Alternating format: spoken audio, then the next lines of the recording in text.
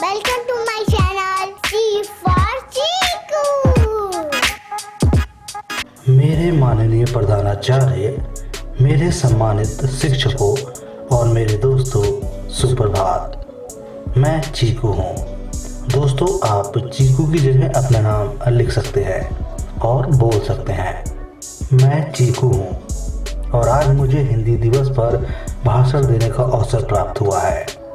इसके लिए आप सभी का बहुत बहुत धन्यवाद। मैं अपने भाषण की शुरुआत श्री अटल बिहारी वाजपेयी जी द्वारा रचित एक विशेष कविता की कुछ पंक्तियों से करना चाहूँगा। गूंजी हिंदी विश्व में सपन हुआ साकार, राष्ट्र संघ के मंच से हिंदी की जय जयकार।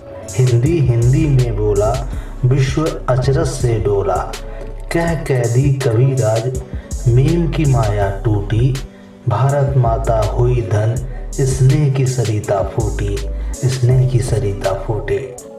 साथियों, जैसे कि हम जानते हैं कि हम यहाँ हिंदी दिवस के उपलक्ष्य पर उपस्थित हुए हैं।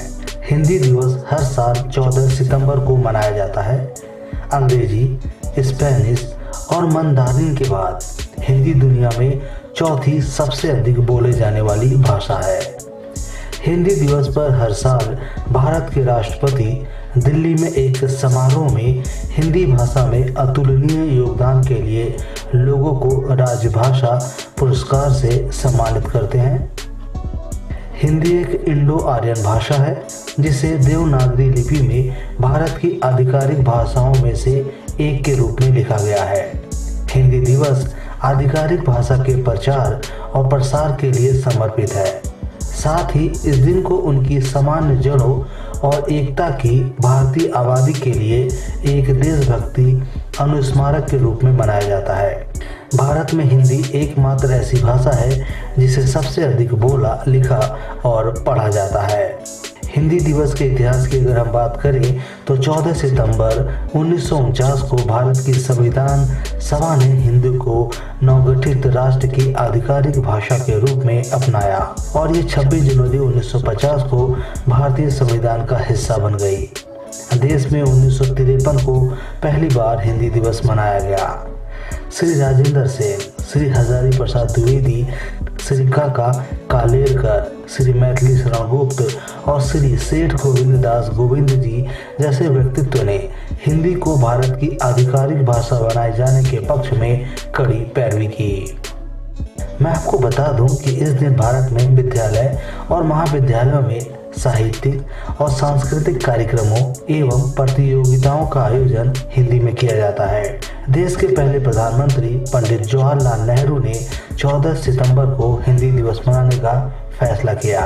अधिकांश शिक्षण संस्थान संगठित कविता, निबंध और प्रतियोगिताओं में भाग लेते हैं और छात्रों को भाग लेने और भाषा का जश्न मनाने और उस पर गर्व करने के लिए प्रोत्साहित करते हैं।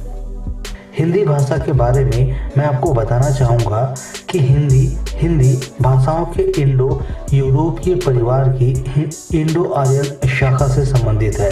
अंग्रेजी के साथ हिंदी भारत की आधिकारिक भाषा है। अनुच्छेद 343 के अनुसार संघ की आधिकारिक भाषा देवनागरिक लिपि में हिंदी होगी। संघ के आधिकारिक उद्देश्य के लिए उपयोग किए जाने वाले अंकों का रूप भारतीय अंकों का अंतर्राष्ट्रीय रूप होगा। दोस्तों, हिंदी वो भाषा थी जिसे स्वतंत्रता के संघर्ष के दौरान भारतीय नेताओं ने राष्ट्रीय पहचान के प्रतीक के रूप में अपनाया था।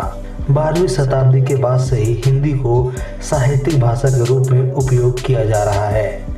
और आज इस मंच से मैं आप सभी से निवेदन करना चाहता हूँ कि हम हमेशा हिंदी भाषा का जितना संभव हो सके उपयोग करें और हिंदी का प्रयोग करते समय शर्म नहीं बल्कि गर्व महसूस करें, क्योंकि दोस्तों, हिंदी से हिंदुस्तान है, हिंदी भाषा देश की शान है। अंत में सभी का धन्यवाद। जय हिंद, जय भारत, भारत माता की जय के उद्घोष के साथ करें। धन्यवाद।